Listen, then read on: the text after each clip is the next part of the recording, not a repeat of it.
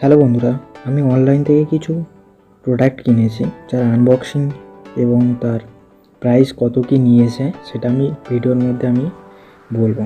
তো ভিডিওটা কন্টিনিউ করবেন, তাহলে হচ্ছে কি কোন পার্টটির কেমন দাম সেটা আপনি জানতে পারবেন। ঠিক আছে,